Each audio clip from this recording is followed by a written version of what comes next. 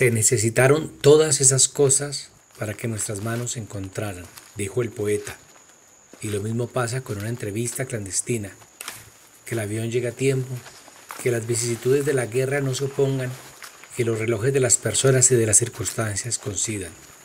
Un taxi, otro carro, una chalupa y un buen trecho de camino a pie, varios controles guerrilleros y por fin el entrevistado. Después de muchas especulaciones sobre el proceso de negociación, ahora estaba frente al que tenía las respuestas. Los mosquitos apenas me dejaban concentrar y más de una vez olvidé que estaba frente a la cámara. Luego de 2 preguntas protocolarias, pasé a la ofensiva.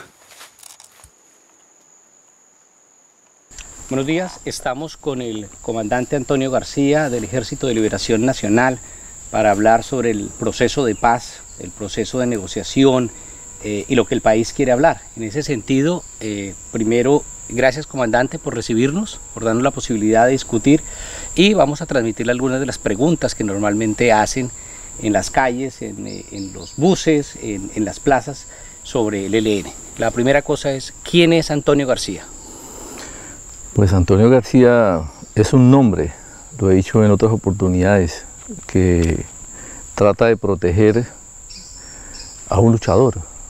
Pues no es el nombre mío, como a lo mejor otros compañeros usan también otro nombre, porque si pudiésemos usar nuestro nombre para luchar con las armas en la mano no habría problema. Entonces yo asumí ese nombre para proteger la identidad mía inicialmente. Y ya con ese nombre pues he representado a la organización por mandatos colectivos y hago parte de la comandancia del Ejército de Liberación Nacional. ¿Qué vigencia tiene hoy la lucha armada? Normalmente la gente dice, ya eso se acabó, no tiene sentido, son unos bandoleros. Ese tipo de expresiones la oye uno en cierto público. ¿Por qué seguir con las armas en la mano, comandante? Las armas en la mano no solamente las tiene la insurgencia colombiana, la tienen también los estados, los gobiernos, para fines políticos. Si las armas no tuviesen vigencia, no tendríamos gobiernos, estados, ejércitos. Por lo tanto, nosotros también consideramos que un pueblo o parte de un pueblo puede alzarse en armas y tenerlas para luchar por ideales, por objetivos, para defenderse. En el caso concreto nuestro, es la vía que nos tocó, porque muchos de nosotros hemos sido luchadores populares que tuvimos que acudir a la lucha armada para poder mantener nuestra lucha, poder defendernos y además organizar mejor la resistencia. Pero decir hoy que la lucha armada no tiene vigencia, pues sería preguntarle también a los gobiernos, a los estados, ¿por qué usan las armas? ¿Por qué las tienen? ¿Por qué se aferran tanto a ellas? Cuando dice resistencia, comandante, ¿en qué está pensando? En la lucha del pueblo. Siempre los oprimidos tienen que organizarse y tener la capacidad para reclamar lo que les pertenece. En el caso de Colombia, sus derechos. Derechos a la libertad de opinión, derecho al trabajo, derecho a un buen salario, derecho a la salud, derecho a la educación. Entonces, cuando hay ausencia de los derechos en la sociedad, la gente debe resistir, ¿ya? Entonces, si una sociedad no tiene la capacidad de organizarse, no va a poder resistir y por lo tanto no va a poder alcanzar los objetivos que se propone. Entonces, en Colombia es válida organizarse para resistir a la opresión del capital, a la opresión política de los partidos tradicionales o a las imposiciones de las transnacionales. ¿Pero por qué resistir por la vía armada? La vía armada es una de las formas de resistir, no es la única. Lo que pasa es que cuando la vida está en peligro, si uno pierde la vida, pierde el derecho a resistir, pierde el derecho a luchar, pierde el derecho a vivir. Entonces tenemos que acudir a la lucha armada precisamente para poder vivir. Solamente uno viviendo puede cumplir misiones, puede cumplir objetivos, puede cumplir sueños. Si uno muere, se acaba todo. Entonces el principal derecho que tiene el ser humano es defender su vida para poder construir un futuro. Comandante, ¿el ELN le tiene miedo a la paz? No, el ELN no le tiene miedo a la paz, nunca le ha tenido miedo a la paz, al contrario. Soñamos en que Colombia tiene que buscar el camino de la paz. Quienes le tienen miedo a la paz es el que se oponen a ella. Lógico que un camino cierto, un camino verdadero hacia la paz no va a ser fácil, porque la paz no quiere decir de que haya ausencia de confrontación militar. La confrontación militar es simplemente una respuesta a unas causas que se mantienen en la sociedad. Entonces, labrar el camino hacia la paz tiene que ver con la construcción de la democracia. Si en Colombia hay una posibilidad de fortalecer, de generar otras condiciones para que la democracia sea real, pues la lucha armada a lo mejor no sería necesaria. Comandante, se suele decir que la guerrilla en los 70, 80 tenía unos principios y que ahora se ha degradado, que se volvieron unos delincuentes que están vinculados con el narcotráfico. ¿Usted qué le diría a estas personas? Pues todo conflicto armado puede degradarse, pero una lucha cuyas raíces son las causas de la justicia social, de la igualdad, de la libertad de un pueblo, es difícil que se degrade, porque en el caso particular del ELN somos una comunidad, estamos junto a nuestra gente, junto a las comunidades, junto al pueblo. Entonces esa conexión de lucha por unos mismos intereses no permite que nuestra acción social y política se degrade, porque tenemos la vigilancia permanente de la gente. La gente nos está diciendo esto que están haciendo está mal, aquello está bien. Tenemos una guía que es el cuestionamiento permanente, la vigilancia permanente que hacen las comunidades sobre nuestras actuaciones. Y seguramente si alguna unidad nuestra, algún combatiente nuestro, algún comandante nuestro comete errores, se verá interrogado. Y nosotros tenemos la obligación de escuchar a las comunidades cuando eso sucede y rectificar o sancionar. ¿Hay una ética del ELN? No solamente en el ELN, o sea, la ética viene en la búsqueda de la libertad, que se lo plantea toda comunidad. O sea, toda comunidad se guía por una ética en el sentido que busca, aspira a la libertad. Por lo tanto, el ELN se alimenta de esa ética, que es la construcción de un camino colectivo junto con la comunidad. Entonces siempre tendremos esa ética. Nos guiamos por buscar el bienestar, la felicidad de nuestra gente. Comandante, se suele decir que el ELN optó por la paz para al final hacerle conejo al país, que están jugando para fortalecerse, que no hay una apuesta sincera por parte de ustedes. ¿Esa apuesta por la paz es un compromiso serio? Nosotros venimos trabajando en una fase confidencial con el gobierno colombiano. Ya llevamos más de 3 años. Hemos cumplido todos los compromisos que en esta fase se han venido construyendo. No le hemos faltado a ninguno. Con la seriedad de que hoy tenemos una agenda que ya está a punto de culminarse. En la medida de que esa agenda se termine de construir, podemos pasar a una fase pública, que es donde vamos a establecer los acuerdos. Muy seguramente, de la calidad de esos acuerdos, del cumplimiento de esos acuerdos, podemos decir que se va a construir una certeza de paz, que es muy diferente a la confianza. O sea, la certeza es cómo la realidad va evolucionando y nos va mostrando un camino cierto. O sea, para ser claros, ustedes sí están dispuestos a apostarle a la paz. Claro, le estamos apostando a la paz, pero entendiendo que la verdadera paz tiene que irse manifestando en la transformación de la realidad del conflicto. La paz no puede ser un ejercicio académico, que simplemente pensamos que mañana puede ser, pero si no es. Pero tenemos que mostrar un camino cierto, y ese camino cierto tenemos que transitarlo de la mano con la gente. Ese es un proceso político. Entonces vamos a ver cómo en este camino nos acompañamos y vamos trabajando junto con las comunidades.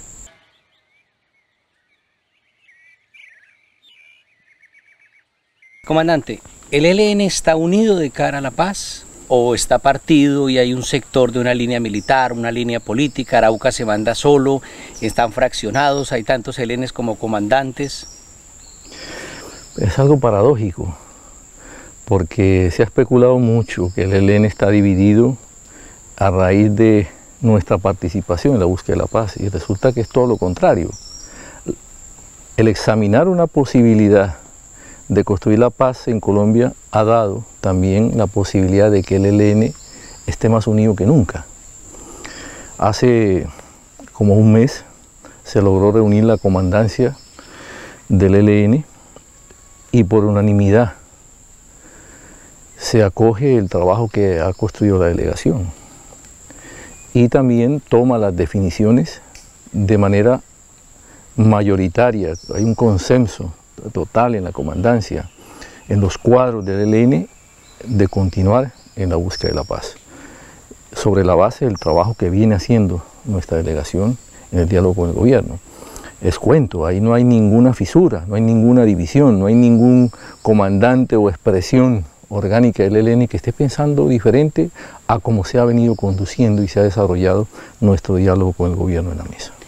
En las noticias se especula de que ustedes son los culpables de que el ELN no tenga una fase pública, que ustedes se demoran, muchos académicos, columnistas vienen diciendo, pero el ELN, ¿por qué no salta mañana a la fase pública? O sea, eso se lee como que ustedes no son serios. Pues muy seguramente la gente tiene razón de que la fase pública del ELN no haya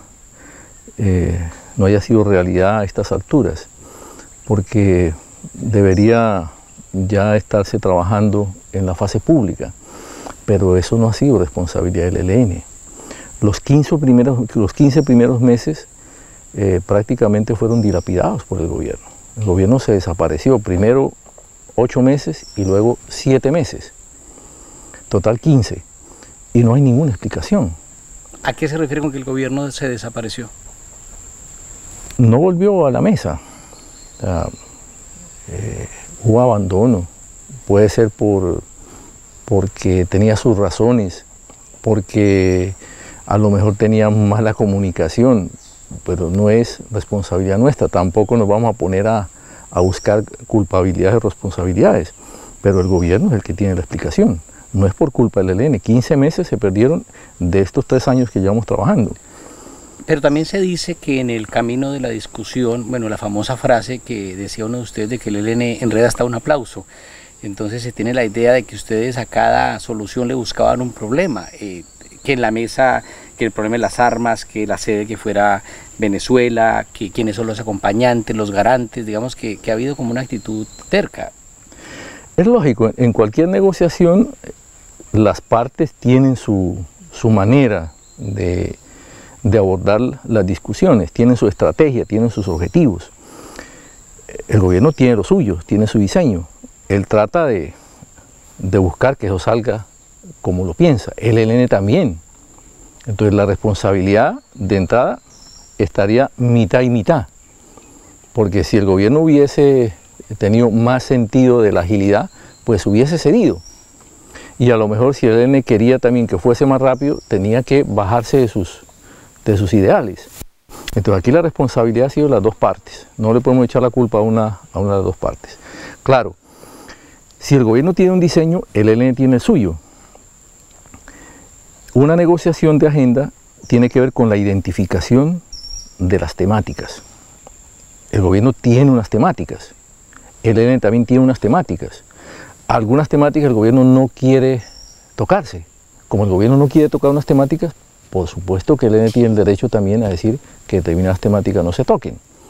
Entonces, avanzar en esa negatividad de temáticas nos llevó un tiempo, pero nosotros hemos estado abiertos a tocar cualquier tema en la mesa. Abiertos. ¿Incluso el de la dejación de armas? La dejación no. Nosotros estamos dispuestos a hablar sobre el tema de las armas, ¿ya? Porque entendemos que la solución política no es solamente el tema de las armas, sino que hay que cambiar las circunstancias políticas del país. Y las circunstancias políticas del país, en la medida que evolucionen, que vayan cambiando, muy seguramente habrá posibilidad de hablar sobre el tema de las armas. Ya qué, cómo, de qué manera, para qué, pues eso es materia que tenemos que examinar allá. Lo mismo, qué circunstancias se requieren para que el proceso avance. O sea, no hay temas vedados por parte de ustedes. No, ya están establecidos en la agenda y en correspondencia a lo que hemos definido con el gobierno y que hacen parte de la agencia, se irán discutiendo en el orden que se ha establecido. Sobre el tema de víctimas hay una frase famosa de Pablo Beltrán que decía: verdad toda, verdad todos. ¿El ELN está dispuesto a reconocer las víctimas que ha causado el conflicto? Bueno, primero que todo, el tema de víctimas es un tema que debe abordarlo la comunidad de víctimas, ¿sí? Porque es la realidad que ellas padecieron. El ELN no es ningún victimario. Eso estamos dispuestos a demostrarlo. Muy seguramente la comunidad de víctimas dirá, mire, hay un hecho en el cual el ELN tiene que ver. Nosotros estamos abiertos a examinarlo. Siempre hemos estado abiertos, ¿ya? Lo que no podemos es de antemano asumir o aceptar de que un hecho que no se ha comprobado lo aceptemos. Entonces, solamente en la medida en que la comunidad de víctimas nos plantee los problemas, el ELN está abierto a discutirlo. Sobre el punto de la participación política y la democracia para la paz, este es un país donde desde Guadalupe Salcedo hasta Carlos Pizarro las garantías democráticas no se han dado. ¿Qué prevenciones tiene el ELN de que ya no sean ustedes los que hagan conejo, sino que el gobierno les haga conejo y que se repita algo como la Unión Patriótica o como tantos, como pasa con el sindicalismo en Colombia? ¿No hay temor de, digamos, de saltar a una fase política y después arrepentirse cuando ya no hay posibilidad de dar marcha atrás? El proceso de paz visto desde el ELN y de muchos sectores de la sociedad colombiana tiene que ver con abrir un proceso político que nos conduzca a la democratización de Colombia. Y la democracia en cualquier sociedad es una sociedad de derechos, ¿sí? No tiene que ver nada con las garantías. Es algo a lo cual todo el mundo tenemos acceso, los derechos en sus diversos órdenes. Ya se acude a las garantías cuando los derechos fallan, ¿sí?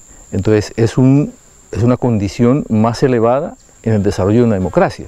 Entonces en Colombia no podemos hablar de garantías hasta tanto los derechos no se cumplan. Entonces primero vamos por una sociedad de derechos. Si esa democracia respeta los derechos, habrá que avanzar a un estado de garantías. Pero no se puede engañar a la sociedad ofreciendo garantías cuando los derechos no se cumplen. Una otra pregunta con relación al proceso. ¿Qué tan fácil o difícil ha sido construir confianza con el equipo del gobierno? Nosotros con el gobierno colombiano fuimos claros desde un principio. Con Sergio Jaramillo le dijimos, mire, nosotros no vamos a avanzar en las conversaciones con base en la confianza. Eso es un absurdo. Uno va a una tienda y si la gente no lo conoce a uno, no le fía. Sí, porque confianza viene de fiar, confío pues, yo te fío porque te conozco. Sí. Nosotros creemos que la paz no se puede construir sobre confianzas, sino sobre un camino de certezas. ¿Sí? La confianza nacerá sobre hechos acumulativos de certezas que se van dando en la realidad. Ahí van a ser la confianza. Pero de entrada no podemos decir, yo confío en que me van a cumplir. No, primero yo veo en la realidad el cumplimiento como una certeza, es lo que me va a permitir generar confianzas.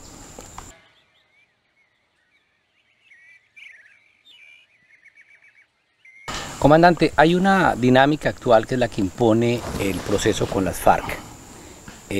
Lo que se suele decir en ciertos círculos urbanos sobre todo es el ELN lo está dejando el tren de la paz. ¿Están ustedes atrapados en el tiempo? Pues el tiempo siempre es una variable importante en la historia, a veces determina cosas, pero cuando se está construyendo una posibilidad de futuro, el tiempo puede tener otra dimensión, que tiene que ver con los procesos políticos que se puedan abrir. La Colombia tiene una oportunidad con el proceso de paz en la medida en que el proceso político logre dignificar la política. Esto quiere decir sacarla de donde está para llevarla hacia el país y que el país pueda, a través de la participación de la gente, construir un camino cierto, de futuro cierto con la participación de la gente, es darle vida a la política. Para nosotros es fundamental que un proceso de paz contribuya a desatrancar el país. Para eso la agenda ha sido importante, poder tener una agenda que marque una ruta algo más clara en cómo va a ser el proceso político. Eso nos ha llevado un poco de tiempo, pero estamos tranquilos en la medida que hemos trabajado con seriedad y sabemos que tenemos que responderle al país. No podemos ser un fraude, tenemos que hablar con mucha responsabilidad. Si el proceso con el ELN es cierto, habrá tiempo para que el país pueda participar. Si el país no participa en la búsqueda de la paz, no creemos que sea un proceso cierto. Eso ha llevado algo de tiempo. El tren de la paz, consideramos que no nos va a dejar, porque el país es el mismo. Yo no veo que haya cambiado mayor cosa, no ha cambiado nada. Entonces, hacer que el país cambie es la tarea del proceso de paz. Hasta ahora hay unos acuerdos hipotéticos, falta ver si se cumplen, ojalá se cumplan. Con nosotros simplemente hemos acordado una agenda con el gobierno. Ya faltará en la fase pública qué acuerdos vamos a construir. Entonces pensar de que el proceso de paz es un tren que se va distanciando y que el ELN se va quedando, pues nosotros no lo vemos así. Sí creemos que no ha sido justo que la fase pública se haya demorado, habiendo las condiciones para que los acuerdos ya se hubiesen establecido y poder avanzar a una fase pública. Volviendo sobre el tema de cuándo empezar, ¿el ELN está dispuesto a empezar mañana mismo una fase pública? Hace rato lo hubiéramos hecho. Bueno, pero esto es un problema de dos, nosotros no podemos irnos solos, ¿no? En los comunicados que ustedes suelen sacar, en las declaraciones de ustedes, hay mucho respeto cuando se refieren al proceso con las FARC, pero hay un sentimiento como de expresiones muy diplomáticas y muy formales. ¿Realmente ustedes qué piensan del proceso de La Habana? Nosotros hemos dicho que es un proceso, digamos, histórico, en la medida que es una de las guerrillas históricas de Colombia, que está intentando un camino de paz, y eso tiene su valor, porque está buscando de otra manera los cambios que se han intentado por la vía armada. Pues no solamente por la vía armada, sino por los procesos políticos y sociales, porque la resistencia armada no es algo aparte de la lucha social, de la lucha política, de la movilización popular, es parte integral de eso, no se puede separar. Entonces, FARC está intentando ese proceso. A lo mejor no todo lo compartimos, lo respetamos, pero hay cosas que no compartimos, eso no está mal, o sea, no está mal, porque lo más importante es la búsqueda de los objetivos que tiene Colombia. En ese camino nos podemos equivocar, ellos o nosotros. El gobierno también se puede equivocar. Nosotros creemos que más adelante podemos coincidir en un solo proceso de paz. Lógico, si logramos pasar a la fase pública, hasta ahora no hemos pasado. Y los congeladores de La Habana, todos esos temas pendientes que las FARC no han logrado que el gobierno entre a discutir, ¿ustedes cómo ven los congeladores? Pues son congeladores para que no se le dañe a uno la comida y la guarda ahí para que no se dañe, o sea, para que no se deteriore. ¿Cuándo se pueda volver a sacar? Bueno, cuando se va a consumir. Bueno, en este caso, hipotéticamente, es cuando se pueda volver a conversar. Bueno, ¿quién define eso? ¿Cuándo se puede sacar para volverlo a conversar? ¿Quién es el que va realmente a colocar esos alimentos sobre la mesa para consumirlos? No sabemos. ¿El ELN está deseoso de descongelar algunos de esos congeladores? Pues nosotros no hemos metido nada al congelador. Ya es un proceso que en su autonomía FARC y el gobierno lo han definido. Nosotros apenas vamos a entrar a trabajar en la fase pública, a ver cómo establecemos unos acuerdos. Si a lo mejor coinciden algunas temáticas de interés del ELN y de interés del pueblo colombiano, muy seguramente se tocarán. Pero no porque el ELN vea en lo que hay en el congelador se deba tocar, porque bueno, no hemos hecho parte de esa discusión, de cómo se llegó allá, de qué manera, de qué metodología, en el establecimiento de los contenidos de eso que está allá, no hemos hecho parte. Ya si el proceso nuestro genera unos temas, pues lo correcto es cómo se le da curso en la realidad, ya, para que sea fluido esa búsqueda hacia adelante, no tanto que tengamos que guardarlo, porque llevamos mucho tiempo guardados en Colombia. Uno de los problemas que se enfrenta ahora cualquier proceso de paz, particular el de las FARC, y que por supuesto ustedes deben pensar hacia el futuro, es el de la verificación. ¿Qué mecanismos de verificación han pensado? Si es nacional, si es internacional, si son las comunidades. Verificar. Pues primero que todo hay que establecer los acuerdos, ¿ya? En los contenidos de los acuerdos es lo que va a permitir estructurar unas propuestas de verificación. ¿Qué verificar? Cuando establezca el qué se va a verificar, a lo mejor tendremos más luces, quién, cómo, de qué manera se verifica.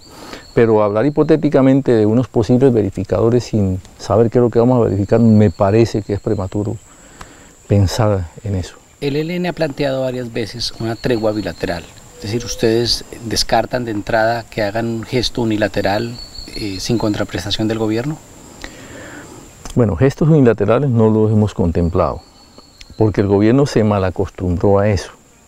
Entonces, de buena manera se hacía un gesto de buena voluntad, de tipo humanitario, de amabilidad a veces, y el gobierno a veces lo ve como un gesto de, digamos, de debilidad. Y al ver eso como gesto de debilidad, busca sacar provecho y vuelve entonces a exigir más, siempre pide más, pero él no se preocupa que un gesto necesariamente obliga a una respuesta también de correspondencia. Entonces nosotros no vemos posible un gesto unilateral. Estamos más porque se trabaja un cese al fuego y a las hostilidades bilateral, ya que ambas partes nos comprometamos, ya que ambas partes establezcamos un nivel de correspondencia en los compromisos que tenemos que establecer. Así se habla, somos partes contratantes. El Estado es una parte, el ELN es otra parte. Y vamos a acordar. Entonces, en este caso, pues acordaremos un cese al fuego bilateral y a las hostilidades y ambos miraremos cómo se reglamenta, cómo se regula. Estamos de acuerdo que si para favorecer el proceso de entrada hay que trabajar un proceso de cese al fuego bilateral, no le vemos ninguna dificultad.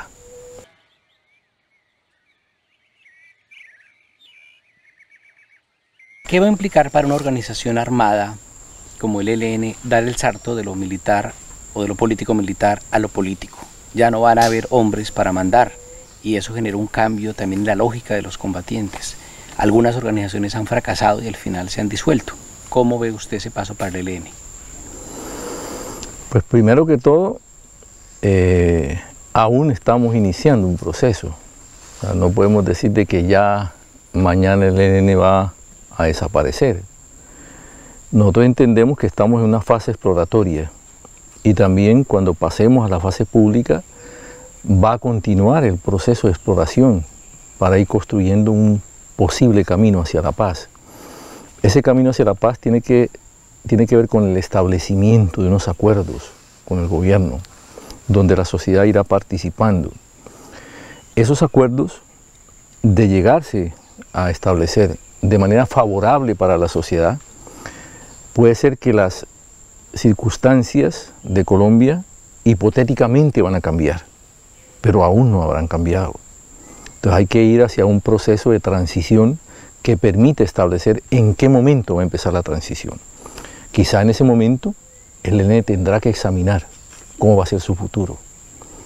Entonces por el momento no podemos decir que el ELN va a desaparecer. ¿Ya? Nosotros no hemos visto que el gobierno colombiano haya dicho de que no va a seguir haciendo operaciones militares contra el ELN, ni tampoco ha cambiado su actitud frente al movimiento social, al movimiento político. No ha cambiado. O sea, la esencia de la calidad de la democracia en Colombia no ha cambiado. Que vaya a cambiar en el proceso de solución política, a lo mejor. Entonces, las decisiones políticas que haya que tomar, si las vemos con seriedad, van a ser también graduales en el caso del ELN. Muy seguramente, si al futuro el ELN tiene que convertirse en otra cosa, pues seguirá siendo lo mismo que hace el movimiento social, que hace nuestro pueblo, exactamente lo mismo. Vamos a seguir resistiendo, vamos a seguir luchando. El ELN no es un aparato armado, nosotros somos una comunidad, nuestros hombres son guerreros que están con la comunidad, no son soldados reclutados, hacen parte de un ejercicio comunitario. Entonces nosotros no estamos haciendo vida separada en nuestras comunidades. Entonces nuestro futuro no va a cambiar mucho. Vamos a seguir en la resistencia, en la lucha, que ahora no podemos decir que ya se avisore mañana o pasado mañana que eso va a cambiar. Hay un tema general, quisiera saber cómo lo ven en términos generales y cómo si se vio particularmente en la mesa, es el problema del paramilitarismo. El último informe de Indepaz muestra que hay presencia de paramilitares en 338 municipios del país y casi en más de 290 esa presencia ha sido permanente en los últimos 6 años. Eso no es nada nuevo. O sea, el paramilitarismo ha existido desde hace mucho tiempo y a lo mejor seguirá existiendo. Lo que hay que examinar es por qué el paramilitarismo sigue existiendo y se sigue reproduciendo. Si el proceso de paz es cierto y logra examinar las razones, las causas de por qué se reproduce, habrá muchas más certezas de que el camino de paz se puede construir. Nosotros hemos dicho, hay una doctrina militar que alimenta eso. Pero la doctrina no se va a tocar en la mesa. Bueno, eso no quiere decir de que en un camino hacia la paz los temas que son sustanciales habrá de tocarse. Muchos procesos de paz han dicho, se logró la desmovilización y el desarme, pero muchas cosas no cambiaron. ¿No será que los procesos de paz futuros logran que posterior a los acuerdos se revisen cosas que a lo mejor dejen cosas faltando necesarias para la paz? Pero dejar de usar las armas cuando tiene un enemigo tan, digamos, poderoso en términos de impunidad como el paramilitarismo, ¿no es un gran riesgo para el ELN? Hasta el momento nosotros no hemos dicho, ni está en la agenda, de esa manera. Hemos dicho que en la medida que las circunstancias en el curso del proceso vayan cambiando, el ELN está abierto a que hablemos el tema de las armas. Ya si las circunstancias nos llevan a que hay que hablar, en ese momento las hablaremos. ¿Cómo? ¿De qué manera? Pues habrá que conversarlas, pero hasta el momento no. El paramilitarismo se va a analizar, habrá que tocarlo. Las víctimas lo van a tocar. Cuando saquen el registro de quiénes son los causantes de tanta muerte, ahí va a quedar claro qué fue lo que pasó. El registro de la guerra es infalible. Ahí quedan las víctimas y también habrá que establecer quiénes son los responsables de eso. Otro punto que plantea el gobierno es un modelo de paz que ellos han llamado la paz territorial. Con eso ha hecho acercamientos en algunas comunidades y digamos ha sido la carta fundacional que ellos han estado esgrimiendo en foros y en asambleas y en muchos lados. ¿Ustedes qué piensan de ese discurso de la paz territorial? Bueno, si revisamos la doctrina militar norteamericana y colombiana, cuando se habla de fases de la guerra, hay una cuarta en que se habla de peace building, construcción de paz. En Colombia ese término se lo asoció a lo que llaman territorios de consolidación, o sea, donde se derrotó supuestamente a la guerrilla y viene un control del Estado por todos sus mecanismos institucionales, dirigidos directamente desde el gobierno central. Entonces se asocia a que la paz territorial son las zonas de consolidación, y eso es lo peligroso, porque se hace extensivo al triunfo militar sobre un territorio, o se busca a través de la paz un mecanismo que permita controlar militarmente el territorio. Y sabemos que varios de estos proyectos tienen que ver donde el Estado tiene interés de la explotación de las transnacionales, en el campo minero energético y similares. Entonces, no es casual que el gobierno intente por esa vía buscar la manera de abrirle brecha al proyecto de las transnacionales. Pero ustedes no están en contra de una idea de paz desde los territorios. Es diferente, o sea, que las comunidades construyan, ¿sí?, proyectos nacidos de las necesidades, de las vivencias, de la historia de las comunidades, de manera libre, autónoma, sin imposiciones ni condicionamientos. También sin engaños, o sea, porque muchos de estos proyectos se llevan de manera velada y solamente después es que la gente sabe qué está pasando. Lo mismo que ha pasado con muchos de los proyectos de extracción minera o de otro tipo de proyectos donde las comunidades han sido desplazadas, que luego termina siendo un desastre para las comunidades y con problemas de orden ambiental.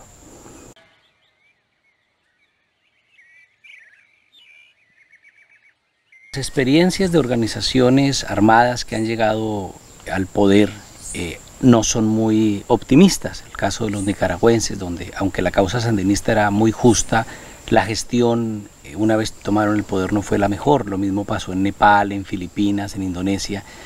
El ELN tiene la capacidad de gestionar la política de tal manera que ofrezca y que construya un país alternativo en sus territorios. Bueno, primero no podemos ser injustos con otras experiencias, porque si esos pueblos, esos países, esas experiencias hubiesen podido desarrollarse sin el acoso de sectores de poder internacional, hubiera sido diferente. El caso de Nicaragua, por ejemplo, para poner un ejemplo.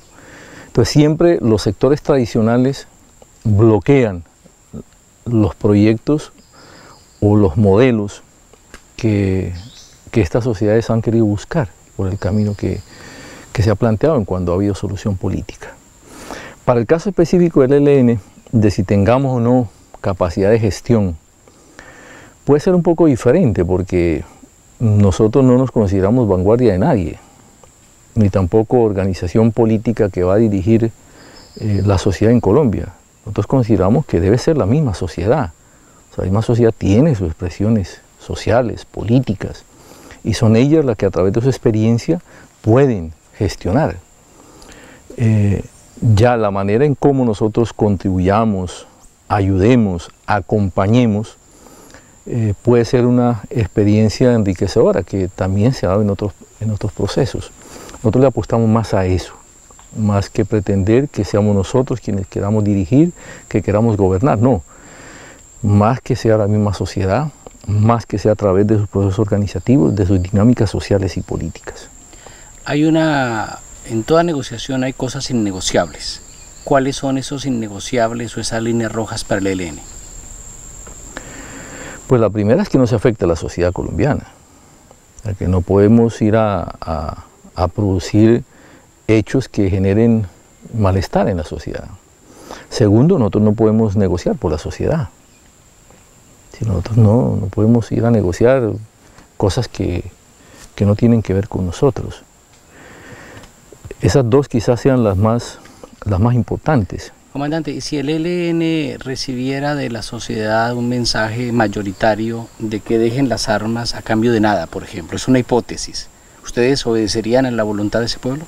Y si yo le respondiera lo contrario, también había que escuchar parte de la sociedad que diga, oiga, nosotros no queremos que ustedes dejen las armas, para poner solo un ejemplo. Sí, claro. Ahora, ya suponer que la sociedad nos va a decir eso, pues primero tendremos que escucharlos, ¿ve? Y que ellos también nos escuchen. O sea, nosotros no nos negamos a que hacia el futuro Colombia pueda establecer una democracia que nos interprete a todos los sectores de la sociedad, no solamente a unos, y que en el ejercicio de la política también seamos generosos y permitamos que otras expresiones sociales y políticas ejerzan la política. Comandante, ¿qué pasa si el proceso de paz pasa a la fase formal y finalmente fracasa? Nada es garantía de que porque salten a la fase formal se va a llegar a un acuerdo final exitoso. Pues augurar fracaso no es bueno, ¿no? Porque siempre uno se ilumina por esperanzas, por sueños, y soñar uno en el fracaso estaría uno soñando de manera equivocada. Nosotros le apostamos a la paz, queremos la paz. Seguramente vamos a encontrar muchas dificultades, pero igual podemos contar con el acompañamiento de la gente, de la sociedad, de la comunidad internacional, que nos va a ayudar a buscar soluciones. Y nosotros muy seguramente nos vamos a emplear a fondo por buscar soluciones a los problemas. El hecho de que haya problemas no quiere decir de que algo va a fracasar, sino que muchas veces va a ser mejor lo que busquemos en medio de dificultades. Una última pregunta, comandante. Se discute mucho la propuesta de ustedes de convención nacional. Ahora hablan de diálogo nacional. Algún sector de la sociedad plantea el debate de constituyente. Todo esto es materia de mecanismos. ¿Ustedes qué piensan? ¿Renunciaron a la convención nacional por un diálogo al estilo Jaime Bateman? ¿Se acercan al proyecto de lo constituyente sabiendo que una constituyente no siempre necesariamente la fórmula mágica para resolver los problemas de un país? ¿Cómo ven todo esto, comandante? Bien. Nosotros aspiramos a que la solución política se abra camino como una manera de democratizar a Colombia. El objetivo es la democratización de la sociedad, que haya mejor acceso a los derechos de la gente tenga acceso a los derechos. Pensar que hemos abandonado la Convención Nacional, pues no podemos decir que la hemos abandonado. Fue una propuesta en un momento determinado, en un instante de la política de Colombia. No se pudo. Ahora estamos en otro momento. Muchas de esas ideas nos han iluminado para continuar el trabajo. El objetivo de esto es poder hacer del proceso de paz un ejercicio de sociedad dialogante. En la medida que una sociedad sea dialogante, que busque una mayor tolerancia para escucharse y para resolver los problemas, podemos decir que una sociedad tiene futuro. Ustedes no están casados con ninguna fórmula, ni convención, ni constituyente, ni diálogo, sino la que la dinámica imponga. No, la constituyente pues es un proceso mayor que la sociedad tendrá que plantearse en algún momento determinado. Si este es el momento o no, pues no sabemos, pero hay que desencadenar un proceso político que valide un proceso constituyente, porque buscar como fórmula de refrendación de acuerdos habría que mirar si es el más adecuado. Como nosotros aún no hemos establecido acuerdos con el gobierno colombiano, no sabemos si ese sea un mecanismo de refrendación. Otra cosa muy diferente es un proceso de participación política. O sea, una cosa es una constituyente, una cosa es un diálogo nacional y otra cosa es un proceso político. Nosotros lo que le apostamos es a un proceso político que genere un proceso dialogante en la sociedad para que desde ahí podamos formular opciones de futuro para Colombia. Gracias, comandante, por la entrevista. Creemos que es un documento importante para hablar de la negociación con el ELN. Ojalá hayamos podido responder algunas de las preguntas que uno oye en los buses urbanos y en las plazas de mercado y también en los cócteles. Comandante, muchas gracias. Igual, muchas gracias por la visita.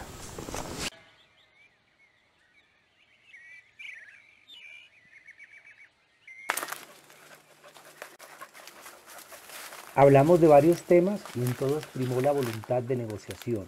En la despedida, Antonio me dijo: espero verte en la fase pública. Empecé mi regreso con el deseo de querer recordarlo todo y la rabia por las preguntas que olvidé formular. De nuevo, la caminata, la chalupa, el carro y el avión. Y finalmente, llegué a las oficinas de El Espectador, con el rostro de quien tiene otra exclusiva.